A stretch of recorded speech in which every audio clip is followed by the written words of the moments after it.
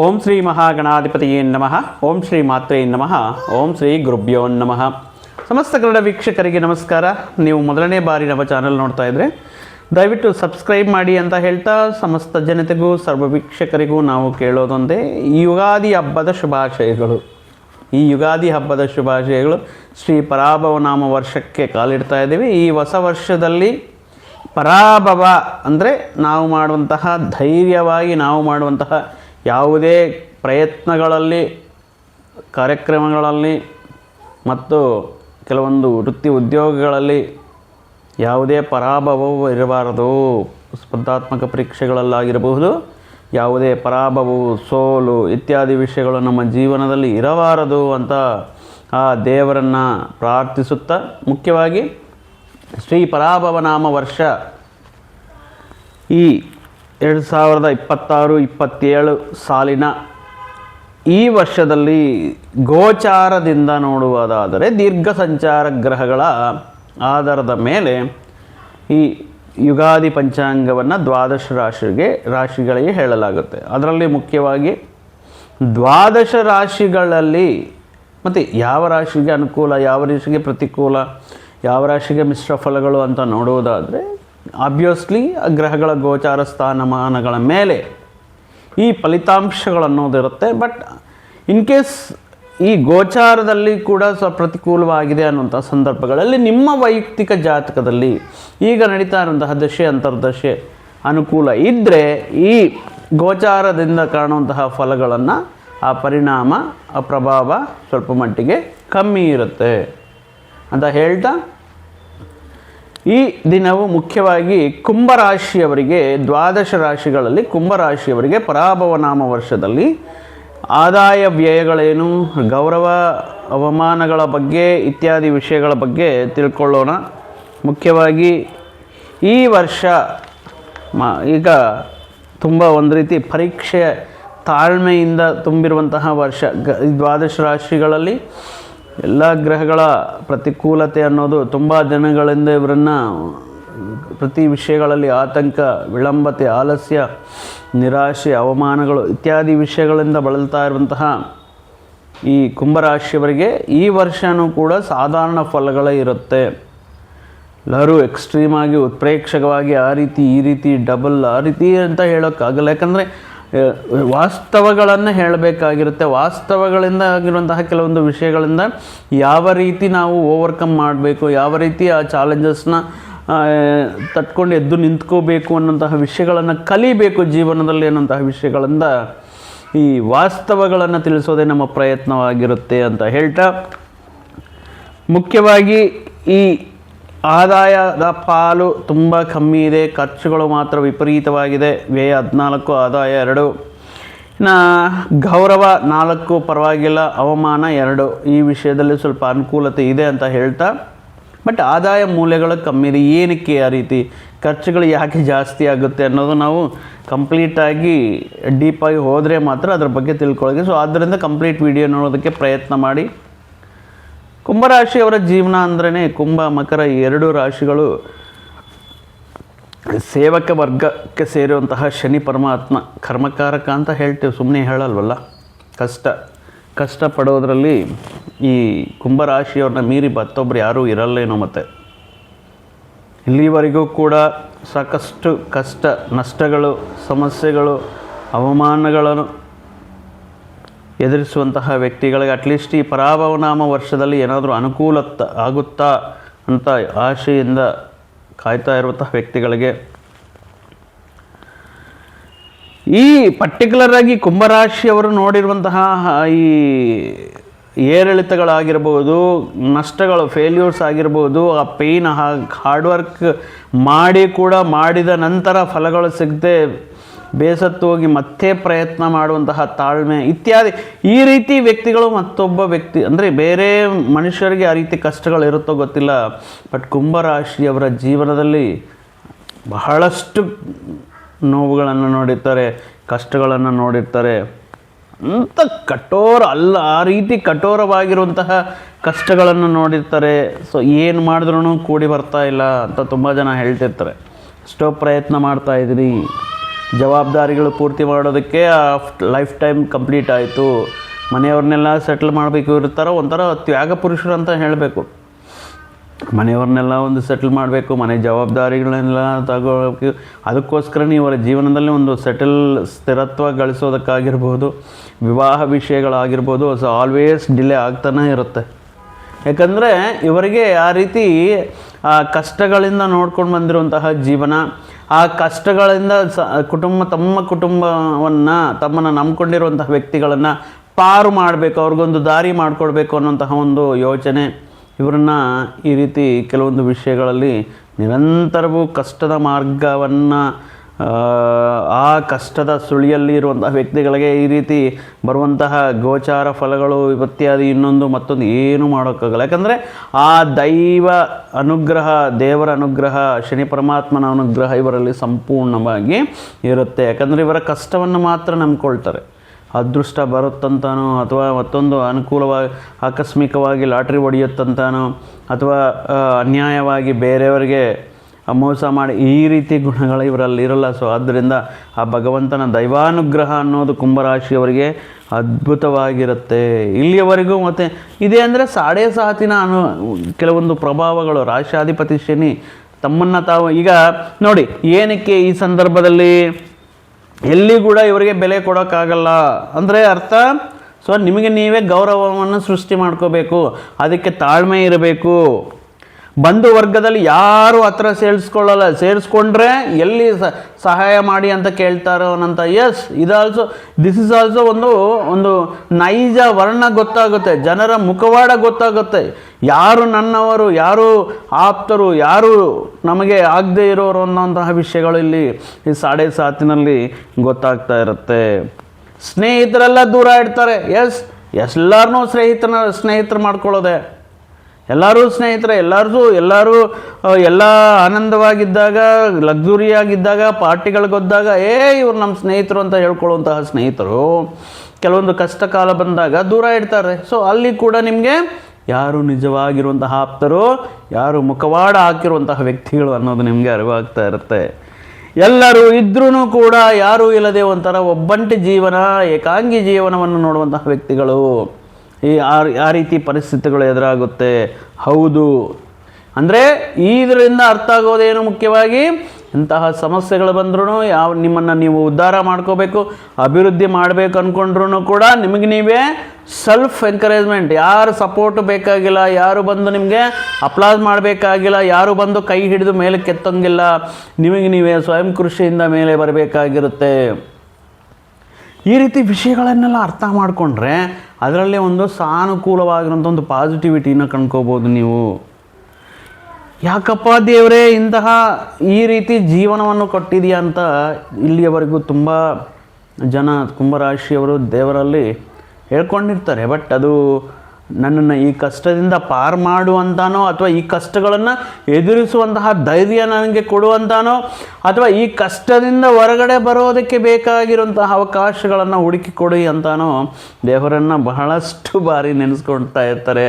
ಯಾರು ನಿತ್ಯವೂ ಕೂಡ ದೇವರನ್ನು ನೆನೆಸ್ಕೊಳ್ತಾ ಇರ್ತಾರೋ ಅಂತಹ ವ್ಯಕ್ತಿಗಳ ಮೇಲೆ ಆ ದೈವ ಬಲ, ಅನುಷ್ಠಾನದ ಫಲ ಅನ್ನೋದು ಖಂಡಿತ ಕೂಡ ಕುಂಭರಾಶಿಯವರಿಗೆ ಸಿಗುತ್ತೆ. ಬಟ್ ಕೆಲವೇ ದಿನಗಳು, ಯಾಕಂದರೆ ಇದು ಸಾಡೆ ಸಾತಿನ ಕೊನೆಯ ಹಂತ. ಲಗ್ನದಲ್ಲೇ ರಾಹು ಮಿಸ್ಲೀಡ್ ಮಾಡ್ತಾ ಇರ್ತಾರೆ, ಒಂದು ರೀತಿ ಭ್ರಮೆ, ಇಮ್ಯಾಜಿನೇಷನಲ್ಲಿ ಇರೋ ಥರ ಮಾಡ್ತಾ ಇರ್ತಾರೆ, ಒಂಥರ ಗೊಂದಲಕ್ಕೆ ಗುರಿ ಆಗ್ತಾ ಇರ್ತಾರೆ. ಒಂದು 50,000 ನಷ್ಟ ಹೋಗಿದ್ದೀವಲ್ವ, ಒಂದೇ ಒಂದು ಸಾರಿ ಪ್ರಯತ್ನ ಮಾಡಿ ಯಾವುದಾದ್ರೂ ಜೂಜಲ್ಲಿ 50,000ಗೆ 5 ಲಕ್ಷ ದುಡಿಯೋಣ ಅನ್ನೋಂತಹ ಯೋಚನೆಗಳು ಬರ್ತಾ ಇರುತ್ತೆ. ಹುಷಾರ್ ತುಂಬ, ಯಾಕಂದರೆ ಇಲ್ಲಿ ಧನ ಕುಟುಂಬ ಸ್ಥಾನದಲ್ಲಿರುವಂತಹ ಶನಿ ಪರಮಾತ್ಮ ಅಲ್ಲಿ ಬ್ರೇಕ್ ಆಗ್ತಾರೆ. ಇಳಿದಿದ್ದು ಏನೋ ಅಷ್ಟೋ ಇಷ್ಟು ಉಳಿದಿರುವಂತಹ ವಿಷಯಗಳು ಕೂಡ ಕಳ್ಕೊಳ್ಳೋಕ್ಕೆ ಚಾನ್ಸಸ್ ಇರುತ್ತೆ. ಈ ಟೈಮಲ್ಲಿ ನಮಗೆ ಕೂಡ ಆ ಮನೋಧೈರ್ಯ, ಆತ್ಮವಿಶ್ವಾಸ ಆಗಲಿ, ನೋಡಿಕೊಳ್ಳೋಣ, ಆಗಲಿ ಯಾವುದೋ ಒಂದು ರೀತಿಯಲ್ಲಿ ನಮಗೆ ಸಹಕಾರ ಸಿಗುತ್ತೆ ಅನ್ನುವಂತಹ ಆತ್ಮಸ್ಥೈರ್ಯ ನಿಮಗೆ ಮೇಲೆ ನಿಮಗಿರುವಂತಹ ಆತ್ಮವಿಶ್ವಾಸ ಇಂತಹ ಸಿಚುವೇಶನ್ಸಿಂದ ಹೊರಗಡೆ ಬರೋದಕ್ಕೆ ಅನುಕೂಲವಾಗಿರುತ್ತೆ. ಇನ್ನು ಕುಂಭರಾಶಿಯವರಿಗೆ ಮುಖ್ಯವಾಗಿ ರಹಸ್ಯಗಳನ್ನು ಹೇಳ್ಕೋಬಾರ್ದು. ಇದರಿಂದನೂ ಕೂಡ ಕೆಲವೊಂದು ನರದೃಷ್ಟಿ ಅಂತ ಹೇಳ್ತಾರೆ. ಸೊ ನಿಮಗೇನಾದರೂ ಜೀವನದಲ್ಲಿ ಸ್ವಲ್ಪ ಒಳ್ಳೆಯದಾಯಿತು, ಯಾವುದಾದ್ರೂ ಅನುಕೂಲ ಆಯಿತು, ಸ್ವಲ್ಪ ದೇವರ ಕರುಣೆಯಿಂದ ದೇವರ ಇದೆಯಿಂದ ಸ್ವಲ್ಪ ಅನುಕೂಲ ದೊಡ್ಡ ಮಟ್ಟದಲ್ಲಿ ಹಣನೋ ಅಥವಾ ಏನಾದರೂ ಒಂದು ಲಾಭ ಆಯಿತು, ಎಲ್ಲರಿಗೂ ಹೇಳ್ಕೊಂಡು ಬರೋದು ಅಷ್ಟೊಂದು. ಅಂದರೆ ಹೊರಗಡೆ ಹೌದಾ ಒಳ್ಳೆಯದಾಯಿತು ಅಂತ ನಗ್ನಗ್ತಾ ಹೇಳಿದ್ರು ಒಳಗಡೆ ಅವರ ವೇ ಆಫ್ ಥಿಂಕಿಂಗ್ ಆಗಿರ್ಬೋದು, ಒಪಿನಿಯನ್ ಆಗಿರ್ಬೋದು ಡಿಫ್ರೆಂಟ್ ಆಗಿರುತ್ತೆ.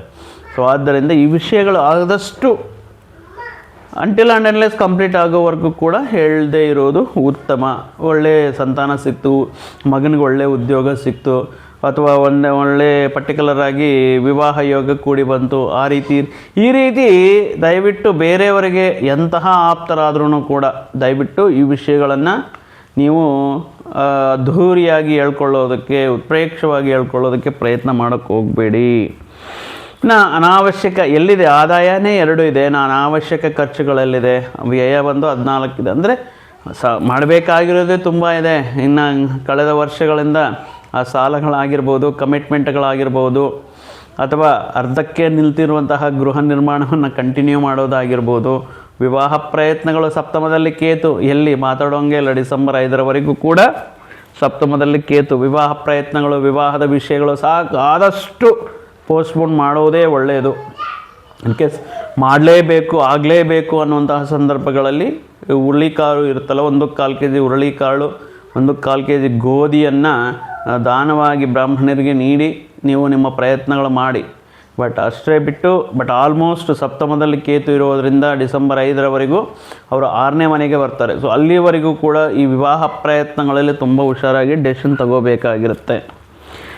ಜೂನ್ 1ನೇ ತಾರೀಕಿಂದ ಪಂಚಮದಲ್ಲಿರುವಂತಹ ಸ್ವಲ್ಪ ಅನುಕೂಲವಾಗಿ ಸಂತಾನ ವಿಷಯದಲ್ಲಾಗಿರಬಹುದು, ರಾಜಕೀಯ ಕ್ಷೇತ್ರಗಳಲ್ಲಾಗಿರ್ಬೋದು, ಪ್ರೀತಿ ಪ್ರೇಮ ವ್ಯವಹಾರಗಳಲ್ಲಾಗಿರ್ಬೋದು ಪಂಚಮ ಗುರು ಸ್ವಲ್ಪ ಅನುಕೂಲತೆಯನ್ನು ನೀಡ್ತಾ ಇರ್ತಾರೆ. ಜೂನ್ 6ರಿಂದ ಷಷ್ಠ ಭಾವಕ್ಕೆ ಋಣ ರೋಗ ಶತ್ರುಸ್ಥಾನಕ್ಕೆ ಗುರುವಿನ ಆಗಮನ ಅನ್ನೋದು ಸ್ವಲ್ಪ ಪ್ರತಿಕೂಲ ಫಲಗಳನ್ನೋದು ಇರ್ತಾ ಇರುತ್ತೆ. ಇನ್ನು ನವಂಬರ್ ಡಿಸೆಂಬರಲ್ಲಿ ಸಪ್ತಮ ಸ್ಥಾನಕ್ಕೆ ಗುರು ಆಗಮನ ಅನ್ನೋದು ಗೊತ್ತು. ದ್ವಿತೀಯ ಸ್ಥಾನದ ಕುಟುಂಬ ಸ್ಥಾನದಲ್ಲಿ ಸಾಡೆ ಸಾತಿನ ಕೊನೆಯ ಹಂತ ನಡೀತಾ ಇದೆ. ರಾಹು ಲಗ್ನದಲ್ಲೇ ರಾಹು, ಮುಂಚೆ ಹೇಳಿದ ಸಪ್ತಮದಲ್ಲಿ ಕೇತು. ಈ ಯಾವ ರೀತಿ ನೋಡಿದ್ರೂ ಯಾವ ಅನುಕೂಲವಾಗಿ ಓದಪ್ಪ ಇದು ಒಂದು ರೀತಿ ಅದೃಷ್ಟವನ್ನು ಕೊಡುತ್ತೆ ಕುಂಭರಾಶಿಯವರಿಗೆ, ಅಥವಾ ಅನಿರೀಕ್ಷಿತವಾಗಿ ಈ ವಿಷಯಗಳು ನಡೆಯುತ್ತೆ ಅನ್ನೋದಕ್ಕಿಲ್ಲ. ಕಷ್ಟಪಡಬೇಕು. ಅದೃಷ್ಟವನ್ನು ನಂಬ್ಕೊಂಡ್ರೆ ಆಗಲ್ಲ. That is what I am telling you. ಒಂದು ಸ್ಪರ್ಧಾತ್ಮಕ ಪರೀಕ್ಷೆಗಳು ಅಥವಾ ಯಾವುದಾದ್ರೂ ನಿಮ್ಮ ಅದೃಷ್ಟವನ್ನು ಪರೀಕ್ಷೆ ಮಾಡ್ಕೊಳ್ಳೋಂತಹ ವಿಷಯಗಳಿಗೆ ಮಾತ್ರ ಹೋಗಬೇಡಿ. ಅದು ಅಕಾಡೆಮಿಕ್ ಇಯರ್ ಎಕ್ಸಾಮ್ಸ್ ಆಗಿರ್ಬೋದು, ಕಾಂಪಿಟೇಟಿವ್ ಎಕ್ಸಾಮ್ಸ್ ಆಗಿರ್ಬೋದು, ವಿದ್ಯಾರ್ಥಿಗಳಿಗೆ ಮುಖ್ಯವಾಗಿ ಅಯ್ಯೋ ದೇವರಿದ್ದಾನೆ, ನಂಬಿಕೆ ಇದೆ, ನೋಡೋಣ ಅಂತ ಹೇಳಿಬಿಟ್ಟು ಪ್ರಯತ್ನ ಮಾಡದೆ ಅಟೆಂಪ್ಟ್ ಮಾಡಿದ್ರೆ ಮಾತ್ರ ವಿಪರೀತವಾಗಿರುವಂತಹ ನಿರಾಶೆ, ವಿಪರೀತವಾಗಿರುವಂತಹ ಡಿಸಪಾಯಿಂಟ್ಮೆಂಟ್. ಆಗ್ಲೂ ಬೈಕೊಳ್ಳದೆ ನಾನು ದೇವರನ್ನು ಇಷ್ಟು ನಂಬ್ಕೊಂಡಿದ್ದೆ, ಇಷ್ಟು ಆರೈಕೆ ಮಾಡಿದೆ, ಎಲ್ಲಿ ನಿಮ್ಮ ಪ್ರಯತ್ನ ಇಸ್ ಮೋರ್ ಇಂಪಾರ್ಟೆಂಟ್ ಅಲ್ವಾ ಇಲ್ಲಿ. ಸೊ ಆದ್ದರಿಂದ ಈ ಸಂದರ್ಭದಲ್ಲಿ ಅದೃಷ್ಟಕ್ಕನ್ನು ನೀವು ಕಷ್ಟವನ್ನು ನಂಬ್ಕೊಂಡ್ರೆ ಮಾತ್ರ ಫಲಗಳು ಸಿಗುತ್ತೆ.